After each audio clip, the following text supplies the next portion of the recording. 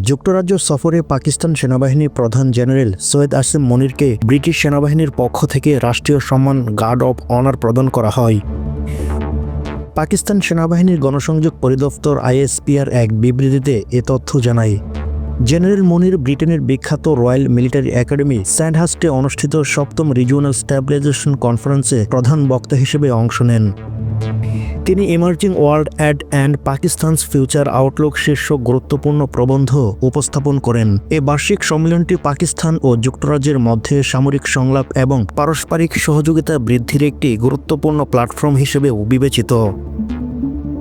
এতে দুই দেশের নীতি নির্ধারককারী সামরিক ও বেসামরিক কর্মকর্তা এবং প্রখ্যাত গবেষণা প্রতিষ্ঠানের প্রতিনিধিরা অংশ নেন। আইএসপিআর-এর বিবৃতিতে বলা হয়, সেনাপ্রধান ব্রিটেনের সামরিক ও বেসামরিক নেতৃত্বের গুরুত্বপূর্ণ ব্যক্তিদের সঙ্গেও দ্বিপাক্ষিক স্বার্থ সংশ্লিষ্ট বিষয়ে আলোচনা করবেন। তিনি যুক্তরাষ্ট্রের chief of defence staff admiral Tony, British সেনাবাহিনীর chief of general staff general sir Roland Walker এবং জাতীয় নিরাপত্তা উপদেষ্টা জনাথন নিকোলাস পাউলারের সঙ্গেও বৈঠক করবেন।